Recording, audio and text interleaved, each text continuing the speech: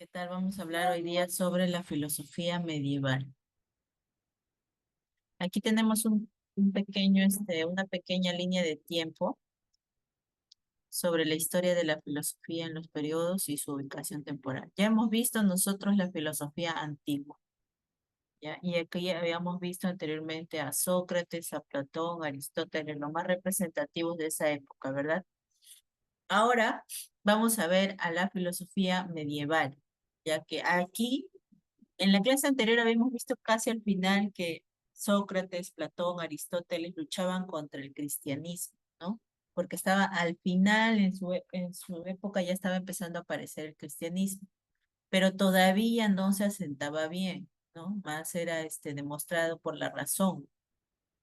Lo que ellos proponían era que la razón era lo que se debería demostrar, ¿no? En cambio, ya aquí en la filosofía medieval vamos a ver mucho más el cristianismo, influencia del cristianismo en la filosofía, ¿no? En esta época. Por eso es que es la época de la fe y la razón. Mientras que en la filosofía antigua se hablaba sobre la naturaleza como el todo, ¿no? El total. Entonces, lo más representativos acá son San Agustín, San Anselmo, Santo Tomás, ¿no? Que son, como ustedes habrán visto, son cristianos, ¿no? Ya bueno, después veremos la época moderna del siglo XIX y la filosofía contemporánea. En la filosofía medieval se da en la Iglesia Católica, ¿no? Como habíamos dicho acá, prepondera bastante el cristianismo, ¿ya? Tuvo bastante influencia. Y aquí se habla sobre la fe y la razón. Aquí interviene un santo muy importante que es San Agustín de Hipona, que nos dice que la razón y la fe eran compatibles, ¿no? O sea que él reconocía que la razón era importante, pero la fe también. Entonces ellos podían ser compatibles. Hablamos de Boecio también, que es el filósofo medieval que tradujo y comentó las obras de Aristóteles al latín, ¿no? Miren cómo, de todas maneras, aquí en la época medieval utilizamos las obras de Aristóteles.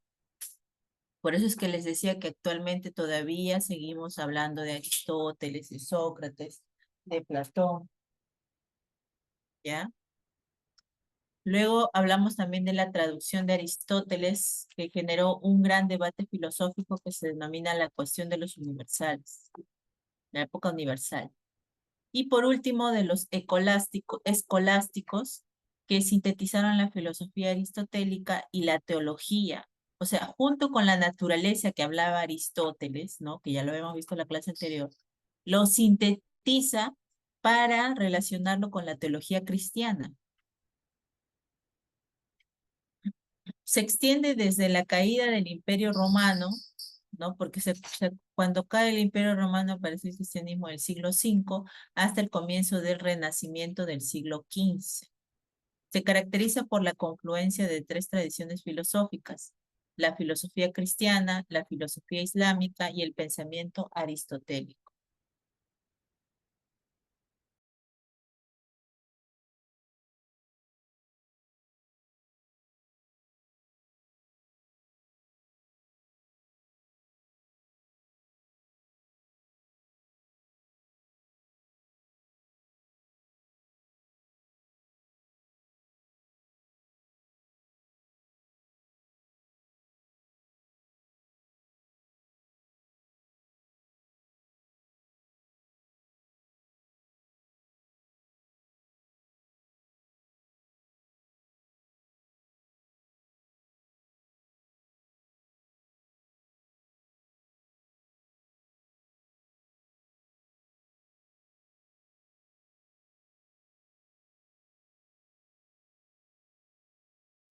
Chicas, que se fue mi internet.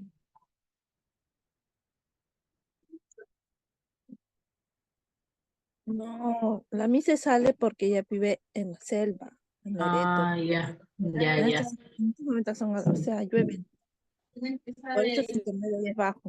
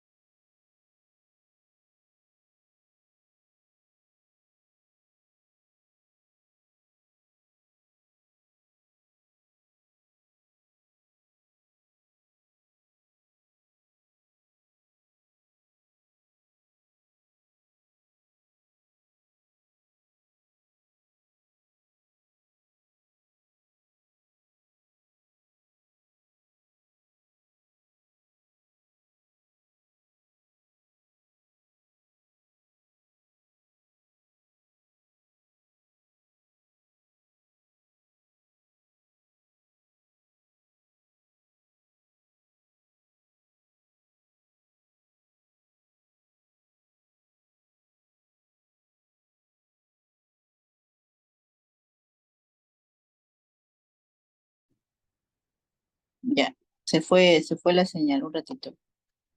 Estoy entrando ahora desde mi celular mejor porque en la computadora no se puede. Ya. A ver, vamos a ver.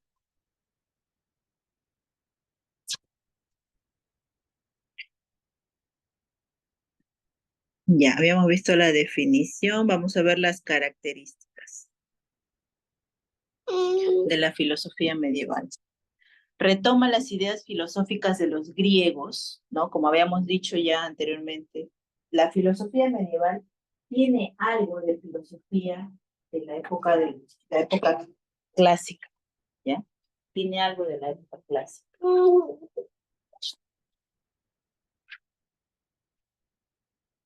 Toma influencias de autores no cristianos como Averroes y Maimónides. Es teocéntrica. Se buscan respuestas dentro de los libros sagrados. La filosofía aristotélica tuvo una gran influencia. Hay una gran preocupación por la interpretación de los textos, la hermenéutica y por la semiótica. El control religioso fue una de las constantes. Existieron dos grandes periodos filosóficos, el neoplatonismo y el aristotelismo.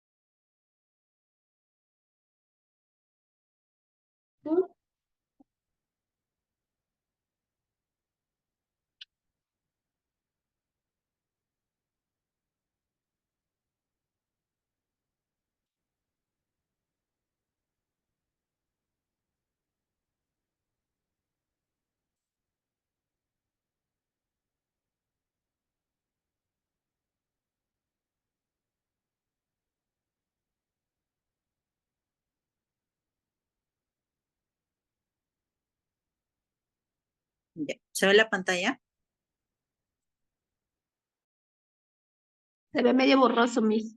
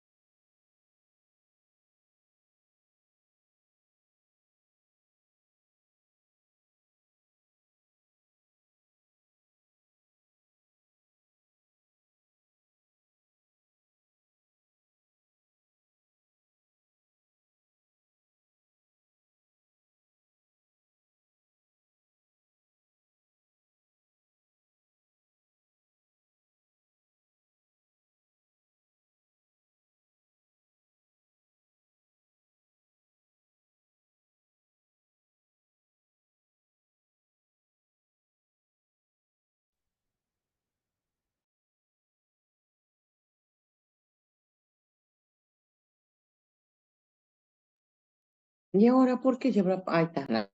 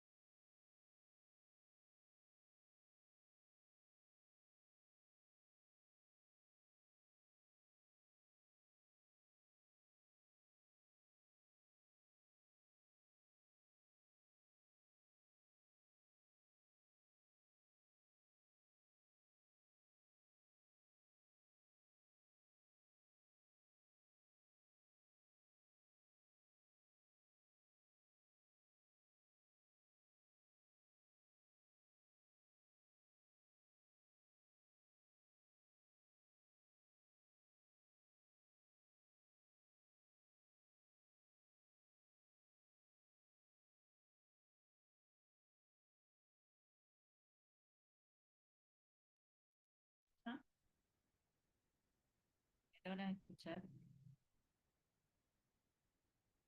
¿Aló? ¿Sí? ¿Me escuchan?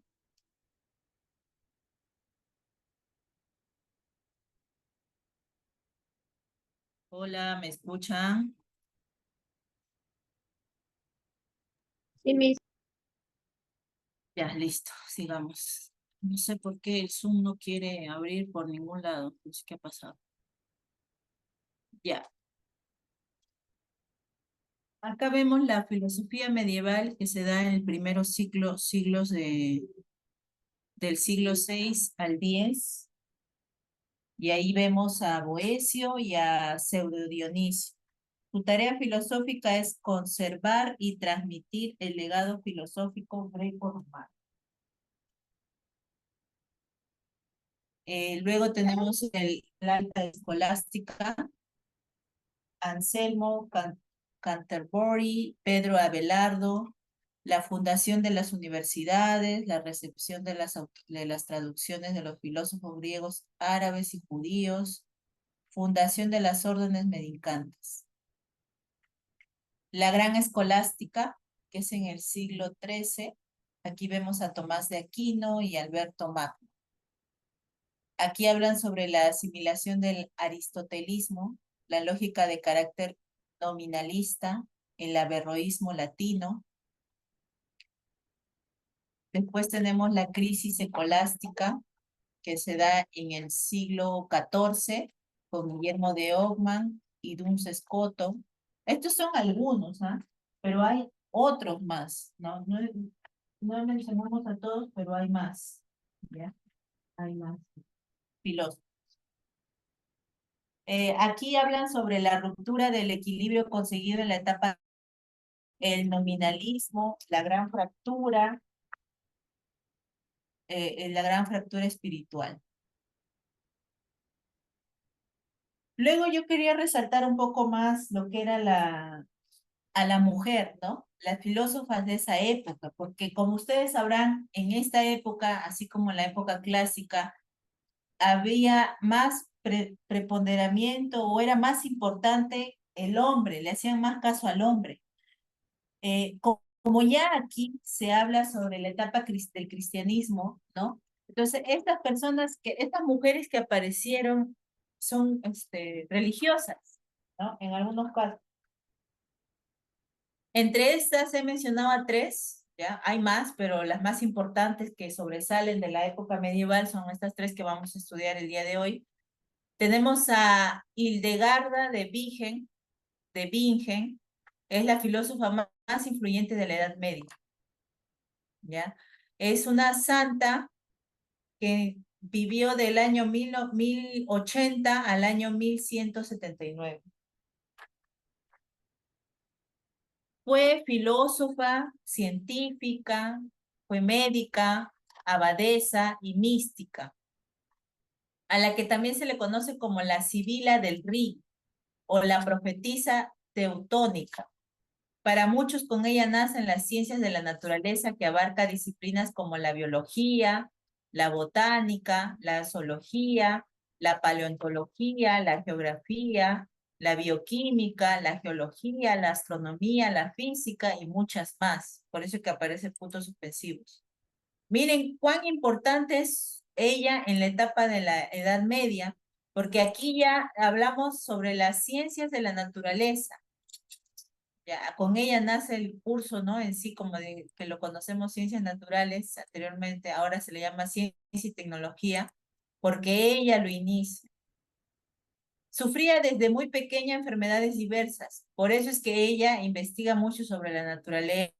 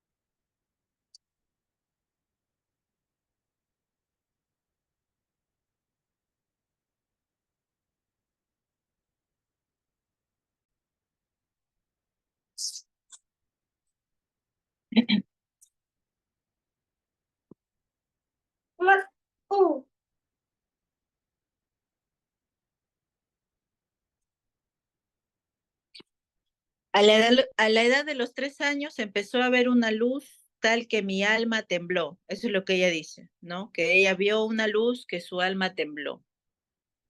Y estas visiones continuaron durante mucho tiempo y entonces cabe señalar que nunca llegó a perder la conciencia o a llegar al éxtasis. No, o sea, nunca se sabía lo que estaba, lo que ella veía. Tenía visiones que ella nunca, se desmayó o tuvo alguna pérdida de conciencia, ¿no? A los 42 años tuvo una experiencia más profunda y desde entonces, movida por una voluntad superior a la suya, comienza a relatar sus episodios de visión. O sea, cuando ya ella tenía varias visiones, ella las empieza a contar, ¿no? Y así escribe su primera obra, Sibias, Conoce los Caminos, que significa Conoce los Caminos, que la termina en el año 1151. Pero a pesar de que la filósofa dejó constancia de sus visiones, no dejaba de tener dudas acerca del origen de sus declaraciones. Y por eso pide consejo a Bernardo de Claraval. Es un monje cisterciense al que Hildegarda define como un hombre que veía directo al sol. ¿Por qué? Porque era audaz, no tenía miedo, y entonces le escribe una carta. Y en esa carta le dice lo siguiente: Padre, estoy profundamente perturbada por una visión que se me ha aparecido por medio de una revelación divina y que no he visto con mis ojos carnales, sino solamente en mi espíritu. Desdichada y aún más desdichada en mi condición mujeril, desde mi infancia he visto grandes maravillas que mi lengua no puede expresar, pero que el Espíritu de Dios, perdón, me ha enseñado que debo creer, ¿no? Entonces ella dice que ella cree sus visiones, a pesar que otros no crean en las visiones que tiene ella, ¿no? Y eso lo mandan en una carta al padre Bernardo.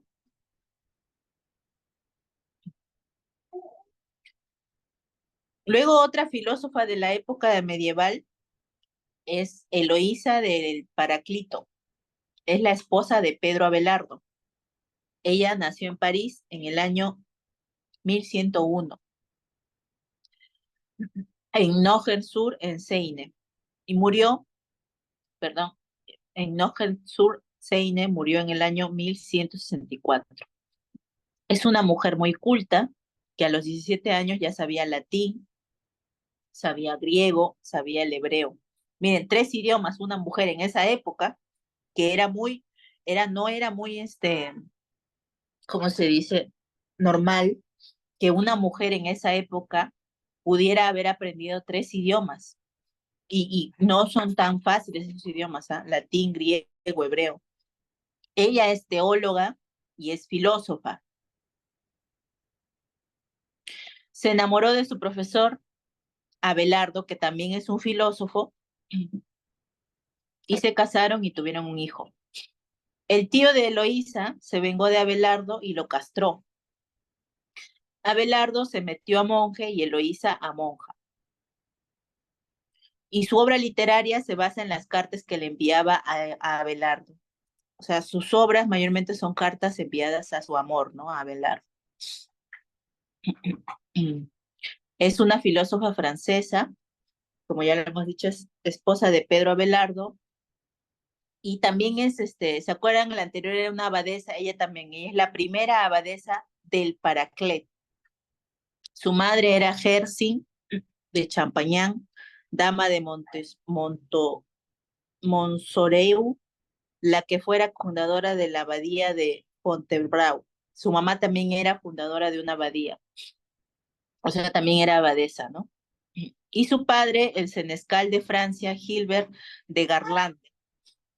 Ahora, recuerden algo muy importante y que estamos viendo acá. Ellos antes podían casarse y seguir siendo religiosos, o ser religiosos y podían casarse. Eso no estaba impedido, ¿ya? Y en esa época se daba bastante eso, ¿ya? Mm. Eh, Gilbert Garlande, también es su papá, mantuvieron una polémica y escandalosa relación que dio mucho que hablar en la época, ¿no? En esa época medieval. Es considerada la madre de la literatura francesa de finales del siglo XIII. y ha sido de gran influencia en grandes pensadores de todos los tiempos como Madame de Lafayette, muy conocida, Madame de Lafayette, Pierre Choderlos de Laclos, Rousseau, Rousseau. Sin embargo, de la obra de Eloísa solo ha quedado una oración de uno de sus poemas. No, miren, entonces, o sea, las obras, a pesar del tiempo, se han perdido, ¿no?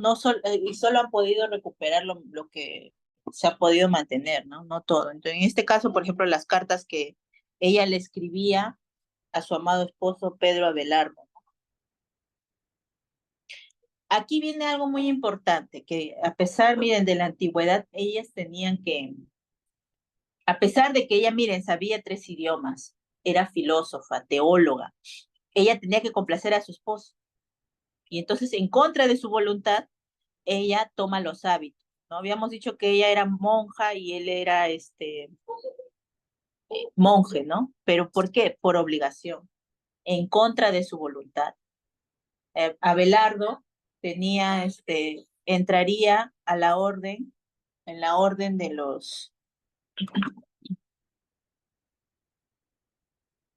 en la orden religiosa, y en esta ceremonia filósofa, la filósofa recita lo siguiente mientras sube al altar.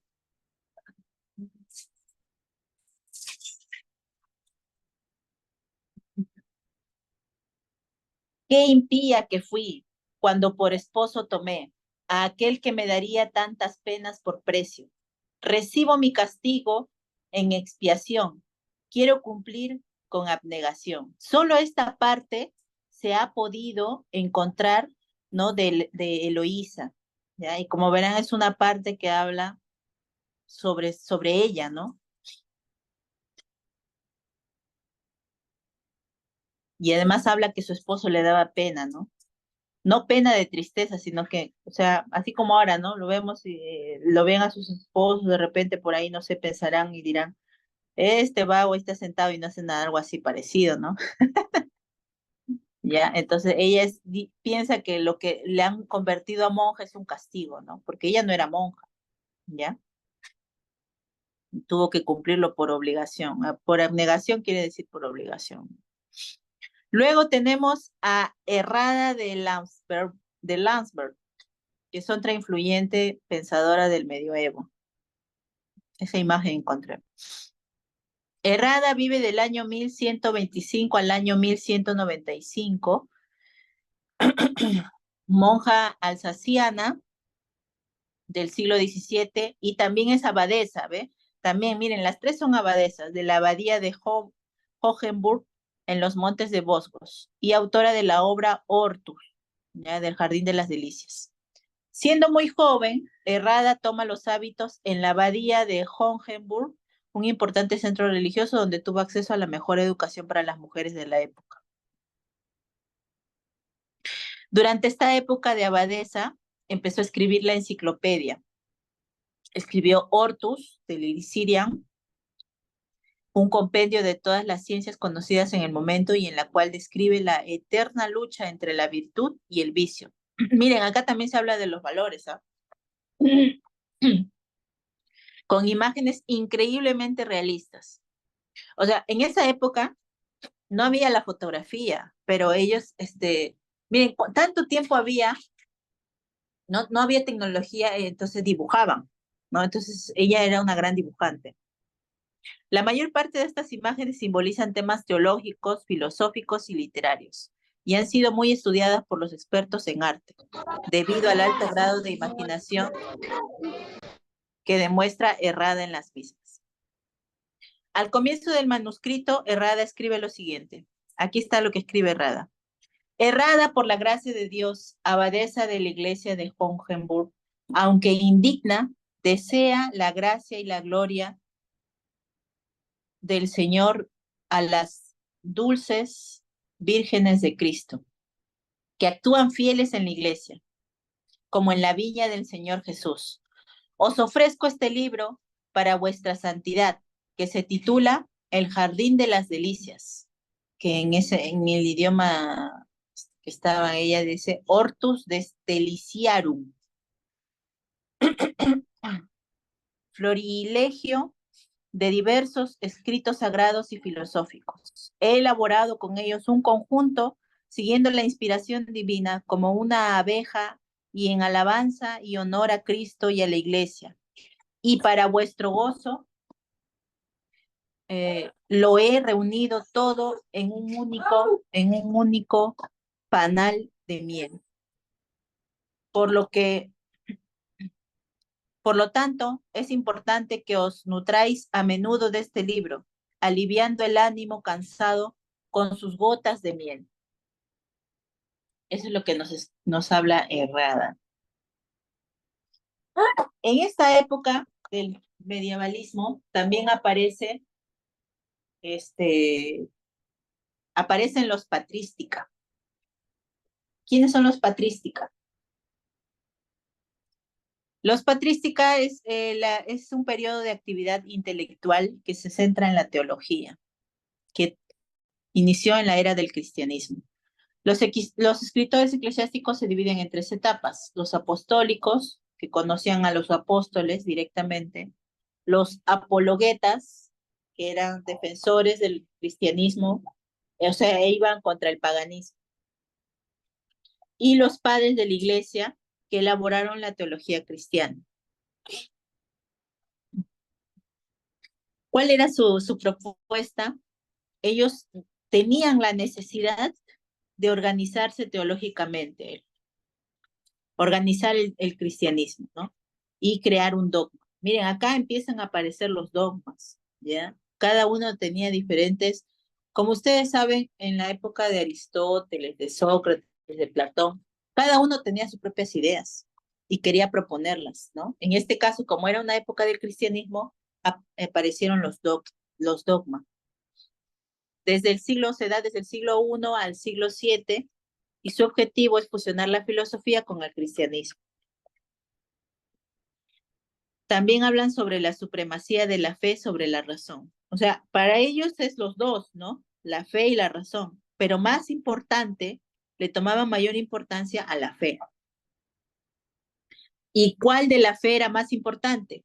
La fe cristiana, que era la única, la real. No podían creer en otra, solo en esa, ¿no? Y había diferentes interpretaciones filosóficas de las Sagradas Escrituras. ¿Cuáles eran las Sagradas Escrituras? La Biblia, pues, ¿no? Cada uno, así como ahora nosotros vemos en las diferentes religiones cómo lo describen, cómo lo entienden, igual en esa época también. Había diferentes filósofos que lo interpretaban de diferente manera. Su principal representante es San Agustín de Hipona, ¿no? Él es el que sobresale más en esta época. Y nos dicen también ellos que todo ocurre por la voluntad de Dios. El ser humano tiene dos sustancias: la material, que es el cuerpo, y la espiritual, que es el alma. Entonces creían que los humanos tenían cuerpo y alma. Las características, bueno, es lo que hemos visto anteriormente, solo que acá hay un resumen más. Ya. Obras, por ejemplo, San Agustín. ¿Cuáles fueron las obras de San Agustín de esa época? Las Confesiones. Aquí narra sobre su trayectoria vital y cómo se convirtió al cristianismo tras una intensa época de luchas espirituales. O sea, él no era cristiano, él se convirtió, ¿ya? Él se convirtió. Luego escribió también La ciudad de Dios, que es la obra monumental del filósofo, o sea, la más importante de las que él escribió, y cuenta con 22 libros en los que propone una nueva sociedad civil con valores cristianos, ¿no? O sea que las personas se podían socializar a través de los valores cristianos. La Trinidad, que fue publicada en el año 417, y El Pensador explora el misterio de la Santísima Trinidad, ¿no? Ahí empiezan ya a analizar la Trinidad. De doctrina cristiana, aquí San Agustín ofrece pautas sobre cómo interpretar y enseñar las Sagradas Escrituras, ¿no? O sea, esto más que nada él lo hace para las personas que quieren enseñar, ¿no? Las Sagradas Escrituras. Y entonces él ya te da cómo debes interpretar, por ejemplo, Génesis, Éxodo, ¿no? Te explica para que ya no tengas la necesidad de estar leyendo las Sagradas Escrituras. Pero ¿qué pasa aquí? Que la gente, al leer esto, solamente se deja llevarlo por lo que él interpretó, ¿no? Más no por lo que es realmente lo que dice la Biblia, ¿no? Y no dejarse llevar por ellos mismos, ¿no? Sino por los demás. Y eso lo que era en esa época era bastante, se dejaban llevar por supuestamente los intelectuales. Y como había bastante respeto por la iglesia, aceptaban lo que ellos proponían, ¿ya? Eso era. Por eso es que bastante predomina el cristianismo. En esa época respetaban bastante el cristianismo. Después de esta etapa aparece el humanismo. El humanismo empezó en el periodo del Renacimiento en Europa, entre los siglos XIV y XVI. Es una doctrina filosófica, también es una doctrina intelectual y cultural, de carácter antropocéntrico.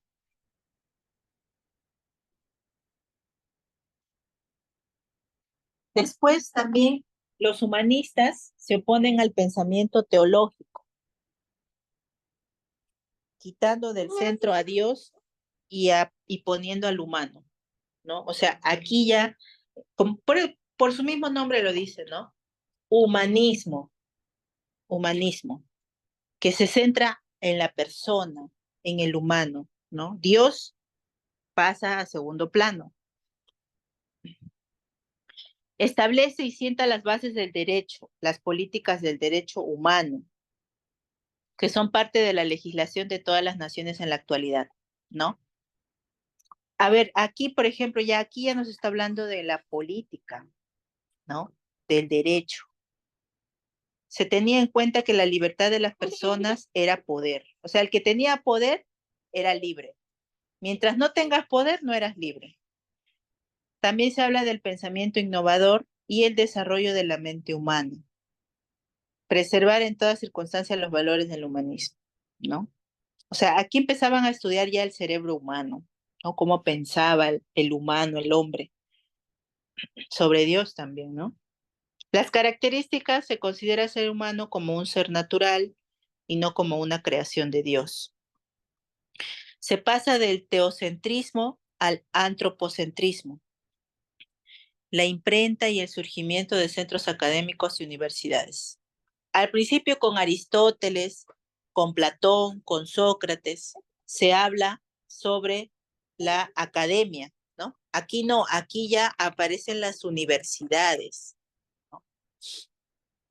Toma como referente el pensamiento clásico y toda la filosofía humanista. Supone una vuelta a Grecia y a Roma, o sea, casi al final del de la época medieval, en la filosofía empiezan a retomar nuevamente a Platón, a Sócrates, a Aristóteles, ¿no? Pero lo toman según su conciencia de ellos, lo que entendieron, ¿ah? No como debe ser, ya le cambian algunas cosas. Las principales corrientes filosóficas eran, como lo vuelvo a repetir ahí, el platonismo, el aristotelismo averroísta y aristotelismo alejandrino, el estoicismo, el epicureísmo, el escepticismo y el naturalismo. Exacerban la condición sexual y sensual de las mujeres. La literatura humanista emplea un lenguaje mundano porque las nuevas ideas son más accesibles a la población. O sea, cambian el significado de las cosas de una manera más coloquial, como decimos acá, para que lo puedan entender, ¿no? No es como en la época de Aristóteles, de Platón, de Sócrates, era más cultural, solo los intelectuales podían aprender de ellos, ¿no? Ahora lo hacen más accesible. O sea, no solo piensan en el humano que ha estudiado, que tiene muchas carreras, no, sino en todos, ¿ya? Pero existen tipos de humanismo. El humanismo cívico, el padre de esta corriente humanista ligada a la filosofía política es Leonardo Bruni. Leonardo Bruni vivió en el año 1369 a 1449 El humanismo empírico, que es una corriente que busca hacer práctica y huir de los grandes preceptos históricos y filosóficos. El humanismo existencialista, que promueve como máximo valor la libertad y defiende la idea de los individuos que deben construir su propio destino. El humanismo marxista, este es el que más sobresale en esa época, ¿no? De Karl Marx, es un filósofo famoso de esa época. El humanismo teocéntrico religioso. Este humanismo defiende la existencia de un Dios o ser divino, indeterminado, y promueve la libertad religiosa. Aquí, miren, aquí ya empiezan a aparecer otras religiones, ¿ya? Aquí ya se expande más la religión, no solo es cristiana, hay otros tipos de religiones. El humanismo universalista, ellos más que nada van en contra de los valores globales y de la existencia de una única cultura dominante, ¿ya? O sea, hay variedad de culturas para ellos, no hay una que te domine, puede haber varias. Los representantes más importantes son Francesco Petrarca, que vivió del año 1304 al año 1374. Él es considerado el padre del humanismo. Su obra más importante es El Cancionero. Luego tenemos a Giovanni Boccaccio, ese también es bastante conocido, que vivió desde el año 1313 al año 1375. Él se guiaba bastante por el mundo romano, ¿no? Y extrajo varios temas del mundo romano. Su obra más importante y que todos hemos escuchado cuando hemos estudiado literatura medieval es Decameron. Luego tenemos a Erasmo de Rotterdam, que vivió del año 1466 al año 1536, y él es llamado el príncipe del humanismo. Él se deja llevar más que nada por los monarcas europeos, y su obra más importante es Elogio de la locura. Tomás Moro, que vivió del año 1478 al año 1535, fue canciller del rey VIII de Inglaterra, y su obra más importante fue Utopía. Vamos a hablar de Erasmo de Rotterdam. Es un filósofo humanista, escribió ensayos, tratados. Su libro más conocido, Elogio de a la locura, que lo escribió en el año 1511. ¿De qué trata este Elogio a la locura? Es un ensayo basado en De Triunfo Stultitiae, del italiano Faustino Perisauli. Ser un estulto o ser un estulto o un loco solo conlleva ventajas. Solo conlleva ventajas de felicidad. La felicidad es hija de la ignorancia, nos dice. La locura se presenta como una diosa, hija de Pluto, el dios de la agricultura. Son muchos los que sin reconocerlo viven en la locura, como los estudiosos y en especial los médicos y legisladores.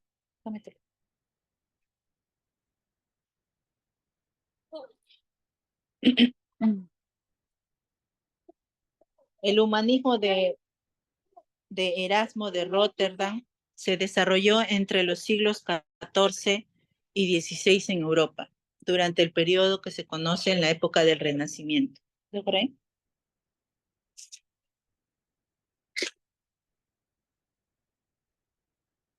Ellos un poco que toman la época de Grecia como influencia, ¿ya? Para sus obras. Erasmo es un pensador humanista porque su obra contribuyó a la iglesia abierta con mayores libertades individuales. O sea, él no solo decía que hay que leer la Biblia y hay que dejarse llevar por la Biblia, no, hay que leer de todo, y por eso que aceptaba cualquier religión, ¿no? No había una nomás para él. Él hablaba y escribía en latín, en griego, y por eso es que él se deja llevar mucho por la cultura greco-romana. Era bien tolerante y pacifista, ¿no? ¿Por qué era bien tolerante? Porque, como les digo, aceptaba bastante cualquier tipo de religión. Él no se dejaba llevar solo por la Biblia.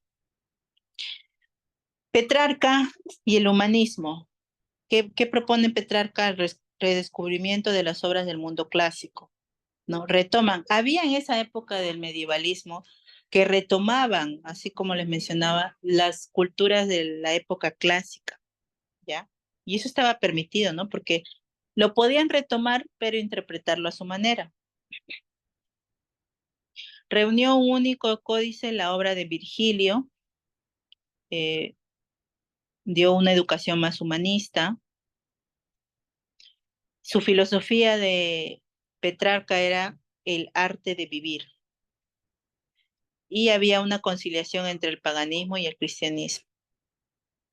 Él es padre de la literatura renacentista, defendía las lenguas vernaculares y promovía la biblioteca pública. Sus obras más importantes tenemos África, que es un poema habla sobre la guerra única del año 218 a.C. Luego tenemos De Viris y Lus Tribus, que recoge las biografías de grandes personajes históricos a través de las cuales, vamos a traer, las nos relata la historia de Italia. Vamos a traer más. Déjalo ahí, vamos a traer. De Vita Solitaria. Como ustedes verán, esa parte son italianos, ¿no? De Vita Solitaria. Hace hincapié en diversas cuestiones morales y religiosas desde una perspectiva laica. Secretum, que es un plasma, un diálogo ficticio entre él mismo y San Agustín, ¿no? Él se escribe con San Agustín bajo el testigo de la diosa romana Veritas. Escribe también Cancionero, que es un poema de la obra más importante de Petrarca, y narra su amor incondicional hacia su amada Laura. Ahora, algunos medievalistas, como ustedes habrán visto, escriben sobre sus amadas, sobre sus amados esposos, ¿no? Podían hacerlo, porque escribían cartas, y esas cartas para ellos para los historiadores ya eran importantes. Colecciones epistolares. Está compuesto por toda una serie de epístolas y cartas autobiográficas ordenadas cronológicamente. O sea, escribe de él, ¿no? Su autobiografía se escribe de él y están ordenadas o sea, de manera ordenada, ¿no? El proceso, cómo fue su vida, etapa por etapa. Tomás de Moro, ¿quién fue Tomás de Moro? Fue un pensador, teólogo, político, humanista y escritor inglés. También fue poeta, traductor y canciller de Enrique VIII. Él fue el canciller de Enrique VIII. Profesor de leyes, juez de negocios civiles y abogado. Fue importante detractor de la reforma protestante, ¿no? Por eso que fue canciller de Enrique VIII, pues, ¿no? De la religión protestante. Y en especial de Lutero. Su obra más famosa es Utopía. ¿Ves? Por eso que les hablaba de que acá ya ellos empiezan a hablar que no solamente se dejen llevar por la Biblia, porque ellos querían proponer su propia religión. Y entonces escribían sobre eso, ¿no? ¿Qué se habla en Utopía? En ella él criticó el orden político, social y religioso establecido bajo la fórmula de imaginar una comunidad perfecta. Su modelo estaba caracterizado por la igualdad social, la fe religiosa, la tolerancia de la ley, combinando la democracia y la obediencia.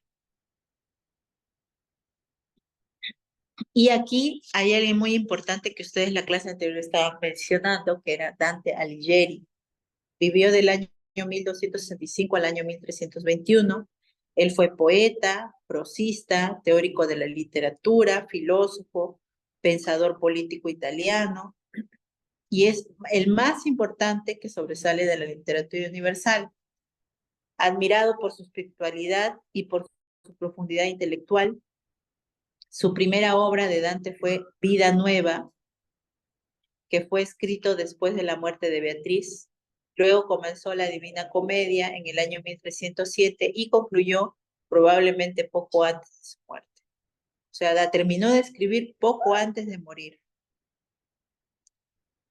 Las obras de Dante Alighieri tenemos Vita Nuova, que es una lírica con la prosa y su tema central es el amor cortés y platónico de Dante hacia Beatriz.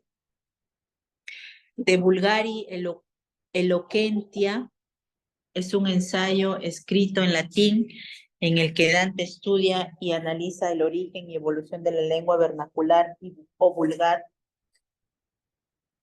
El segundo convivio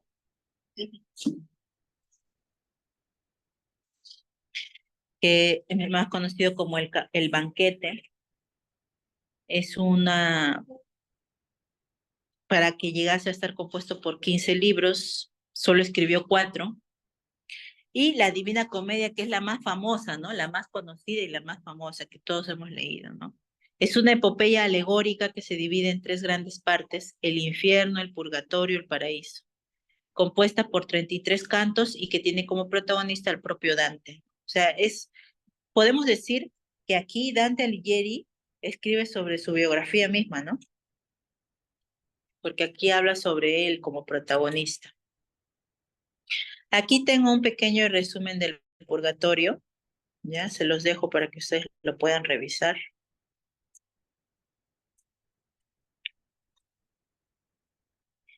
Luego tenemos a Giovanni Boccaccio, poeta, humanista italiano.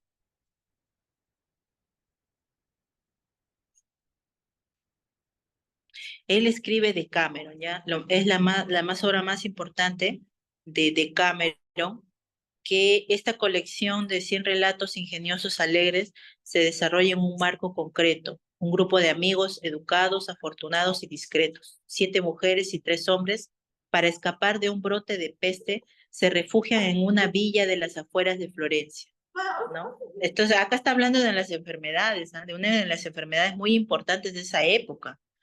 Allí se entretienen unos a otros durante un periodo de 10 días y de ahí el título con una serie de relatos contados por cada uno de ellos por turno, ¿no? Cada uno cuenta su historia en Decameron, cada uno cuenta su historia de lo que le pasó.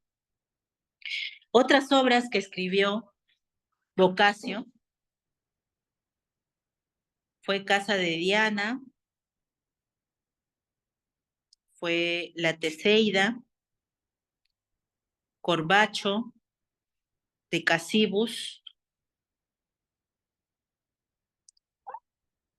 Vamos a analizar un poquito a Decameron. Estos son sus personajes. Pampinea, la exuberante reina del día 1, que representa a la jornada 1.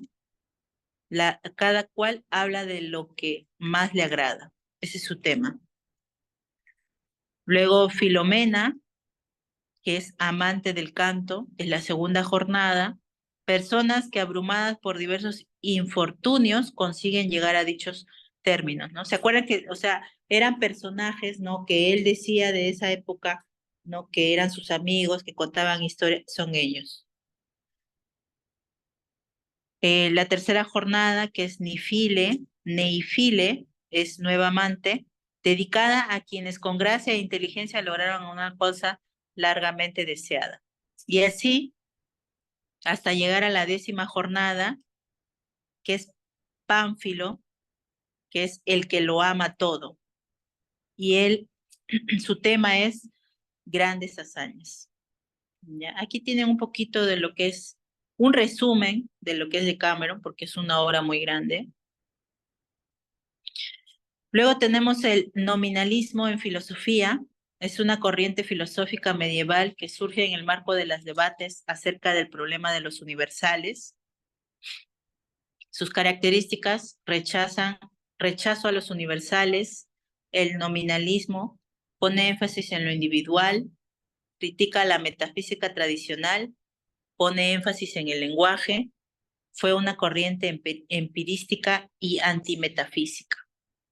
Representantes tenemos a Roselino de Compiègne, a Guillermo de Ockham, a Pedro Abelardo, a Jean Buridan, a Marsilio de Padua, y vamos a hablar de Navaja de Ockham, del pensamiento de Guillermo de Ockham. Él escribe La Navaja. Aquí habla sobre un principio metodológico y filosófico, la igualdad de condiciones. También habla sobre no postular entidades innecesarias para explicar un fenómeno. Todo debe ser sencillo, economizar, y él fue el principal representante.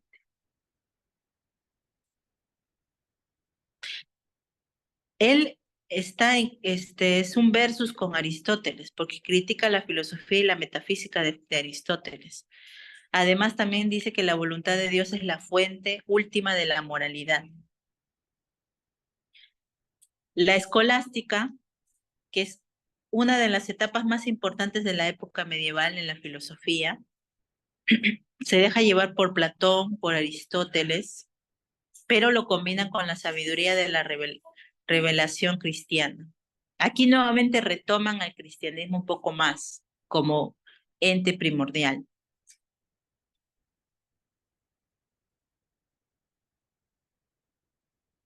Nuevamente acá hablan de que las Sagradas Escrituras son lo auténtico, son la fuente del conocimiento auténtico.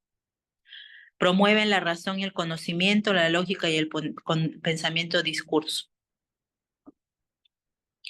El tema principal de la filosofía escolástica es Dios y el problema de la relación entre razón y fe. Retoman aquí la relación entre la razón y la fe.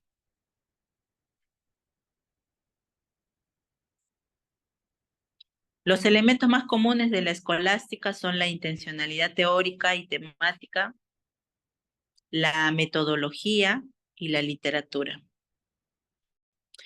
Pasos del método escolástico: lectio, el maestro procede a la lectura de los textos;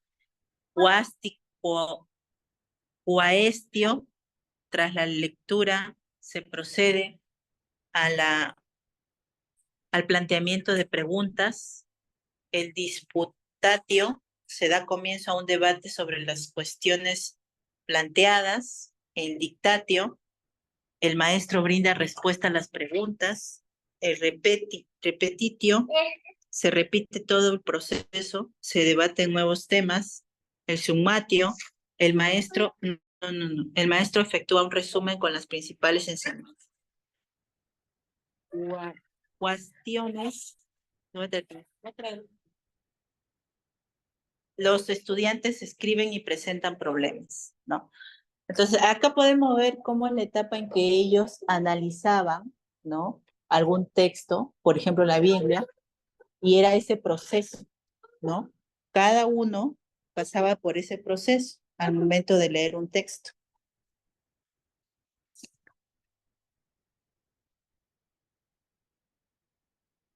Representantes tenemos a Juan Escoto, Eriugena, a San Anselmo de Canterbury, a Pedro Abelardo, a San Buenaventura, a Santo Tomás de Aquino, a Juan Duns Escoto, a Guillermo de Ockham. El pensamiento de San Anselmo, que es uno de los más importantes, habla sobre la existencia de Dios, la fe y la razón, la redención y la encarnación, la naturaleza de la verdad, la teología trinitaria, o sea, de la Trinidad nuevamente, la ética, la libertad, el libre albedrío y la gracia divina, el amor y la verdad.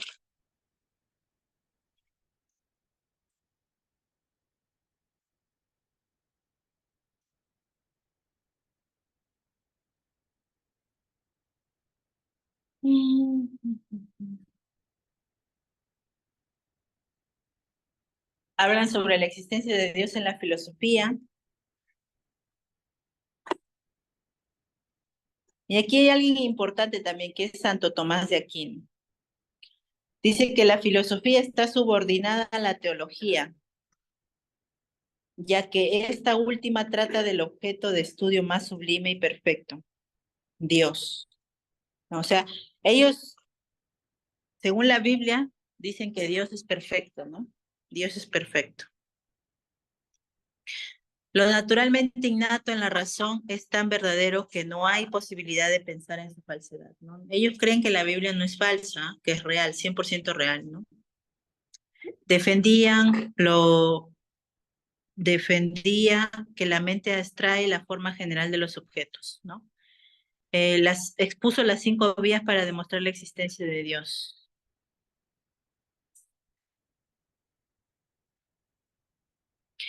Él es el que sintetizó la filosofía aristotélica con la doctrina cristiana, o sea, lo fusionó, ¿ya?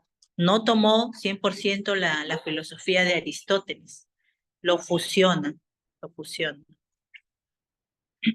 Y al fusionarlo, esto se llama tomismo, ¿ya?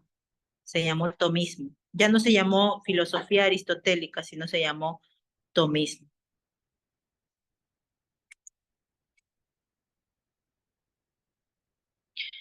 El teocentrismo, que él también estudió el teocentrismo, es una doctrina filosófica que afirma que Dios es el centro de todo, que todo su origen en él y ocurre porque es su voluntad. Él es el director y ejecutor de todo.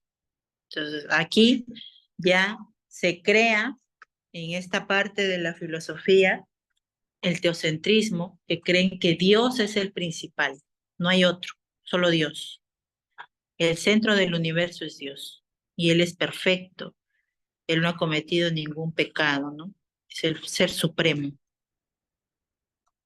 El antropocentrismo, que entiende que el ser humano, así como sus intereses, están por encima del resto de los seres vivos. El ser humano, gracias al conocimiento, es capaz de dominar la naturaleza y de transformarla a su antojo. Ellos van en contra del teocentrismo, se oponen. Por eso es que acá hay algunas diferencias entre el teocentrismo y el antropocentrismo. Para ellos, Dios versus individuo. Para el teocentrismo, Dios es el único protagonista del centro del universo. Él es el creador. Para el antropocentrismo, el ser humano es el protagonista indiscutible. El destino, el ser humano no es el responsable de su destino. O sea, Dios es el que dirige el destino de las personas, ¿no? En el antropocentrismo, el individuo es un ser libre, es dueño de su destino. O sea, ellos dirigen su propio destino. En el teocentrismo, la fe y la razón, se ubica la fe en un plano superior a la razón. O sea, primero es la fe y luego la razón. Y para el antropocentrismo, la razón es primero. La finalidad de vivir en el teocentrismo, vivir cerca de Dios. En el antropocentrismo, obtener el bienestar humano, el éxito personal, la felicidad. En el teocentrismo, la política es teocracia. Y en el autopocentrismo, el Estado popular, no la política.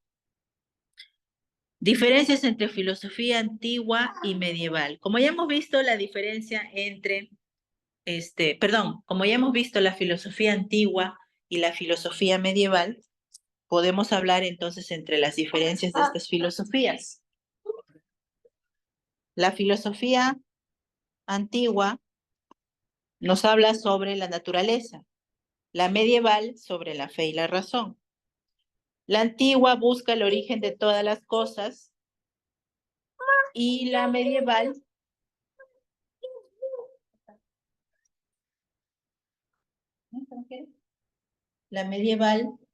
habla sobre la búsqueda de la lógica de la religión. En la antigua, el estudio no hizo diferenciaciones, la medieval, campo del conocimiento. La antigua, su rama es la ética, y en la medieval, la bondad o la maldad. En la antigua, una forma de vida es su función, y su función de la medieval, los preceptos religiosos.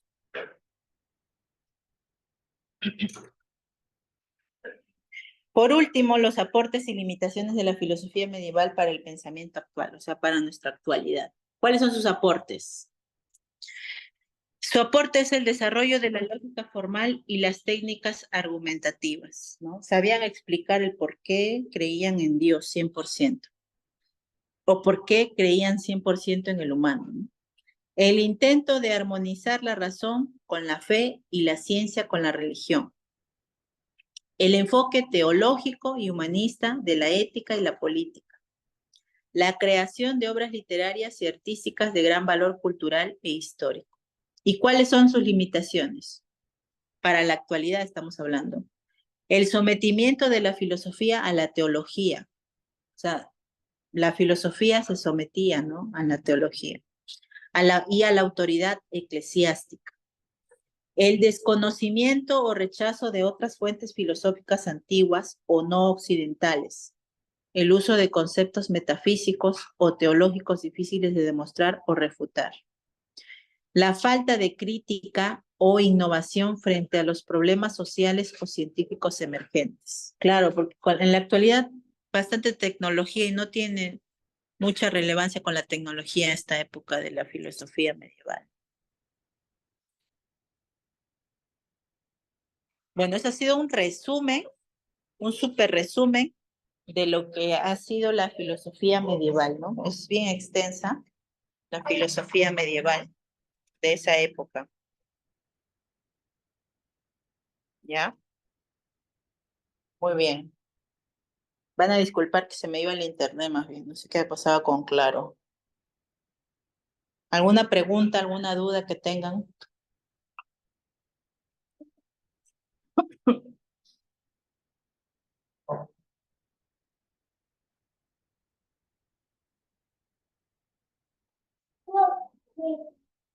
Muy bien, chicas.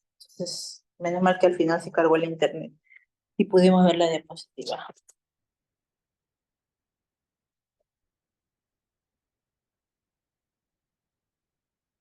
Buenas noches entonces, nos vemos, cuídense. Buenas noches, mi Maestra, muchas gracias. Buenas noches.